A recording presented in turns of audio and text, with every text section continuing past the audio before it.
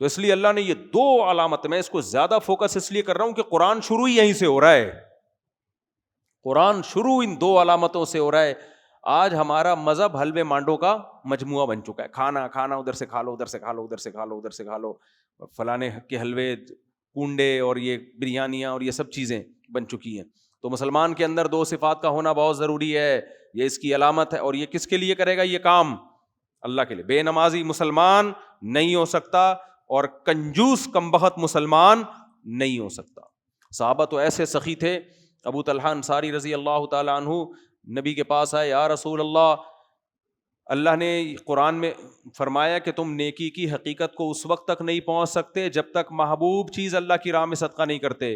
یا رسول اللہ، میری محبوب چیز تو میرا باغ ہے، اللہ کی راہ میں صدقہ. پورا گارڈن، پورا باغ جو سورس آف انکم تھی اٹھا کے صدقہ کر دیا. سمجھتے ہو گے نہیں سمجھتے ہو؟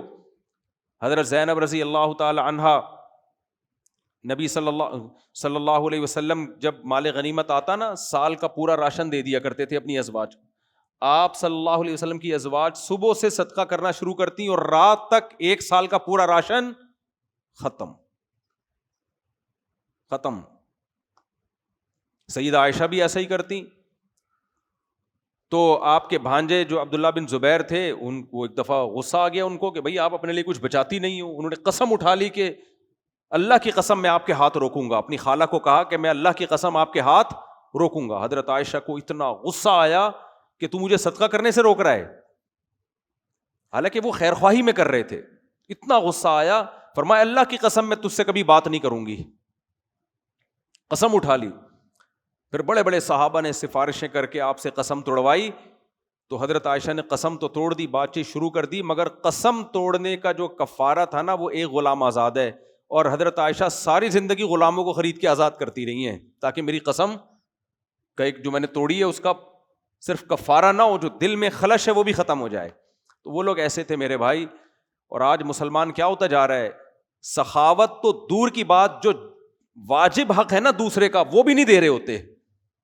کسی سے کوئی چیز منگوا کے دیکھ لو، آپ سے کوئی بولے نا یہ فلانی چیز لے کر آؤ، آپ لے کر آؤ، آپ لے کر آ گئے، پھر وہ کہے پیسے دے دو، کل لے لینا، پرسوں لے لینا، ترسوں لے لینا.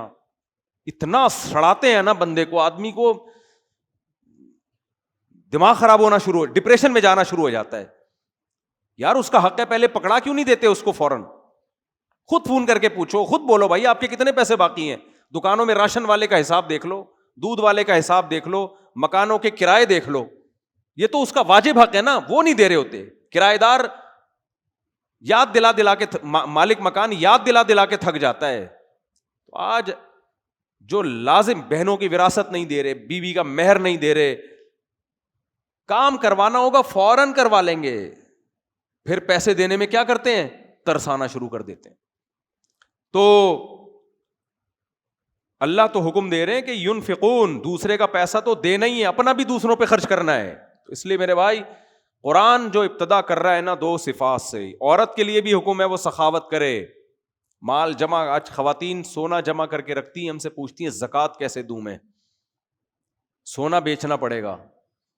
یار خوشی خوشی بیچو سونا بھائی، خوشی خوشی بیچو. جان نکل رہی ہے اس سونے میں، اٹکی ہوئی ہے جان. اس لیے دنیا کو جب تک مسافر خانہ نہیں سمجھو گے نا، بات کھوپڑی میں آئے گی نہیں. دنیا الذین یظنون انہم ملاقو ربہم، اللہ کہتے ہیں جن کو یقین ہے نا اللہ سے ملنا ہے، وہ دنیا سے دل نہیں لگاتے، دنیا کو مسافر خانہ سمجھتے ہیں. تو زکوٰۃ دینی پڑے گی بھائی، اپنی جیب خرچی سے نکالو، پورے سال جمع کرتے رہو. خواتین نے نا اپنے شوہروں کے ذمہ لگایا ہوا ہمارے سونے کی زکوٰۃ آپ دیں، وہ بیچارہ دے دیتا ہے، ہو جاتی ہے زکوٰۃ. لیکن آپ بولو نہیں، میری زکوٰۃ کون دے گی؟ میں خود دوں گی. کون دے گا میری زکوٰۃ؟ میں خود دوں گی. میں قربانی دوں گی اللہ کی راہ میں خرچ کرنے کی. تو یہ عورت کو بھی سخی ہونا چاہیے اور مرد کو بھی سخی ہونا چاہیے. تو یہ 2 صفات اللہ نے بیان کی ہیں. آگے اللہ فرماتے ہیں اولئک علی ھدی من ربہم، یہ لوگ ہیں جن کے اندر یہ 2 بنیادی صفات ہوں گی، اپنے رب کی طرف سے ہدایت پر ہیں. واولئک ھم المفلحون، یہی لوگ کامیاب ہیں. آگے اللہ تعالیٰ نے ان آیات میں نا سورہ بقرہ جو قرآن کی ابتدا ہو رہی ہے، ایک بہت اہم ترین آیت ہے جس میں تمام انسانوں کو خطاب ہے، جس سے آپ کو اسلام سمجھ میں آئے گا. واٹ از اسلام؟ یا ایھا الناس، اے لوگو، اعبدوا ربکم، اپنے رب کی عبادت کرو. یہ بھی دنیا میں جو مذہب بیزار لوگ ہیں ان کے لیے سب سے بورنگ کام رب کی عبادت. کہتے ہیں تعلیم کو فوکس کرو، ٹیکنالوجی کو فوکس کرو، یہ کرو وہ کرو. عبادت نجی مسئلہ ہے. ہر مذہب میں کچھ لوگ عبادت کرتے ہیں، کچھ عبادت نہیں کرتے، تو چلو ٹھیک ہے کر لو، ٹھیک ہے نہیں کرو، تمہاری مرضی ہے. اللہ کہتے ہیں نہیں، یا ایھا الناس، اے ساری دنیا کے سارے انسانوں، چاہے ہندو ہو، سکھ ہو، مسیحی ہو، یہودی ہو، ملحد ہو، ساری دنیا کے سارے انسانوں، اعبدوا ربکم. غلامی تم نے کس کی اختیار کرنی ہے؟ اللہ نے اللہ کا لفظ استعمال نہیں کیا کیونکہ اللہ کو اللہ کہنے میں انسانوں کا اختلاف ہے. کیا خیال ہے؟ کوئی کہتے ہیں وہ اللہ ہے، کوئی کہتے ہیں اللہ. کہتے ہیں چھوڑو اس بحث کو، اللہ ہے یا کوئی اور ہے. رب تو ہے نا تمہارا جو تمہیں پالنے والا ہے.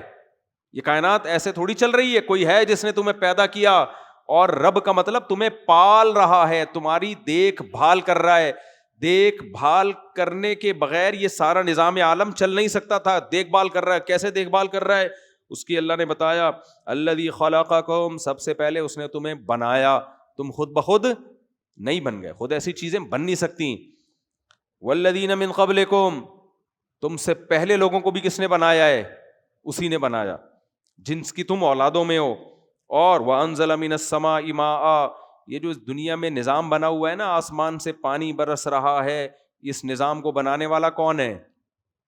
ہر جگہ ہر خطے پہ تھوڑی دنیا میں چاند پہ بارش ہوتی ہے بھائی، مریخ پہ بارش ہوتی ہے. تو بارش صرف کہاں ہوتی ہے؟ حیات صرف کہاں ہے؟ زمین پر. اور قرآن کہتا ہے وَجَعَلْنَا مِنَ الْمَاءِ كُلَّ شَيْءٍ حَيٍّ، ہر زندہ چیز کو ہم نے کس سے بنایا؟ پانی سے. اس پانی کا انتظام ایسا کیا، ایک سمندر بنا دیا کڑوا، لیکن اس سمندر سے بادلوں کو اٹھاتا ہے اور پوری دنیا میں برساتا ہے. اللہ کہتے ہیں یہ رب ہے جس کی عبادت کا میں تمہیں حکم دے رہا ہوں. بہت سے سائنسدان پڑھے لکھے لوگ کہیں گے کیا عبادت، کیا دقیانوسی. اللہ کہتے ہیں یہ صرف یہ ریسرچ کر کے یہ بتا سکتے ہیں بارش کیسے ہوتی ہے، پانی ہائیڈروجن ڈائی آکسائڈ کیسے ہے. یہ سارا نظام چلانے والے یہ نہیں ہے. نظام چلانے والا کون ہے؟ رب ہے جس نے تمہیں پیدا کیا. تو اس کی عبادت کرو، وہ ہم سب کا مشترکہ رب ہے. وانزل من السماء ماء فاخرج به من الثمرات رزقا لكم، اور اس پانی سے طرح طرح کے پھل پیدا کر دیے اس نے. یہ بھی کتنی عجیب بات ہے یا نہیں؟ پانی برستا ہے، گوبر اور مٹی کے ملاپ سے گندم پیدا ہوتی ہے. اس پانی سے گندم کو دیکھو، گوبر مٹی کو دیکھو، پانی کو دیکھو کوئی مناسبت ہے؟ پانی برستا ہے، گوبر مٹی ملتی ہے، اس سے جو پیدا ہوتی ہے، اس سے گھاس پیدا ہوتی ہے، اسی سے خربوزے پیدا ہوتے ہیں، اسی سے تربوز پیدا ہوتے ہیں، اسی سے کینو پیدا ہوتے ہیں، اسی سے انار، مالٹے، طرح طرح کے ثمرات کا مطلب بے شمار طرح کے پھل اور ثمرات، نتائج پیدا ہوتے ہیں. رزقا لکم، جس کو تم کھاتے ہو. یہ پانی کی بنی ہوئی چیزیں خود بخود نہیں بن رہی. کون بنا رہا ہے؟ اللہ. تو اس کی عبادت نہیں کرنی چاہیے؟ ہر ایک کے لیے ٹائم ہے، اس کے لیے تمہارے پاس ٹائم. یا عبادت کا مطلب صرف نماز روزہ نہیں ہے، مکمل اس کی غلامی میں آ جاؤ، اپنے آپ کو حوالے کر دو اس کے. فرمایا فلا تجعلوا للہ اندادا، اور اس خدا کے ساتھ کسی کو شریک مت کرو. غیر مسلموں میں نے کیا کیا؟ جو ملحد ہیں وہ تو مانتے ہی نہیں خدا کو، ان سارے دلائل کا انکار کر دیتے ہیں. اور جو مانتے ہیں وہ اس خدا کے ساتھ دوسروں کو شریک ٹھہرا لیتے ہیں. تو جو محبت خدا کو دینی چاہیے، گائے کو دے دی، بتوں کو دے دی، چوہوں کو دے دی، بندروں کو دے دی، سانپ کو دے دی، سورج کو دے دی، چاند کو دے دی. اللہ کہتے ہیں لا تجعلوا للہ اندادا، اللہ کے برابر کسی کو مت ٹھہراؤ. یہ کوئی بھی اس کائنات کو بنانے میں اور چلانے میں اللہ کے ساتھ شریک نہیں ہے. سب تمہاری طرح مخلوق ہیں، عاجز ہیں. کیوں ان کے سامنے جھکتے ہو؟ تم اشرف المخلوق ہو، سب سے برتر ہو. سب سے برتر جھک کس کے سامنے رہا ہے؟ جو تمہارے غلام ہے. قرآن میں دوسری جگہ کیا آتا ہے؟ وَسَخَّرَ لَكُم مَّا فِي السَّمَاوَاتِ وَمَا فِي الْأَرْضِ، جو کچھ آسمانوں میں زمینوں میں ہے تمہارے لیے، تمہارے لیے مسخر ہے، سرونٹ ہے. جب اللہ نے ان سب چیزوں کو ہمارا نوکر کہہ دیا تو ابھی ہمارے لیے مقدس ہوئی. باس اپنے نوکر کو مقدس سمجھتا ہے؟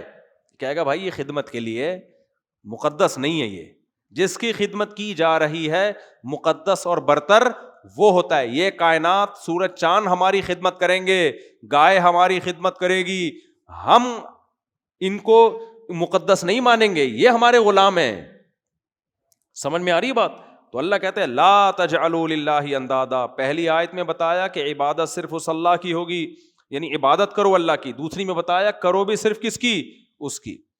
جب یہ آیتیں ہم پڑھتے ہیں نماز میں، خدا کی قسم اتنا سکون ملتا ہے کہ اے اللہ تیرا کتنا فضل ہو گیا، تو نے ہمیں عبادت میں بھی لگا دیا، اور صرف کس کی عبادت میں؟ اپنی عبادت. نماز میں ہم صرف کس کے سامنے جھکتے ہیں؟ اللہ کے سامنے. سجدہ کس کے سامنے؟ اللہ کے. تو خدا کی قسم ایمان سے بڑی اور اسلام سے بڑی کوئی نعمت نہیں ہے.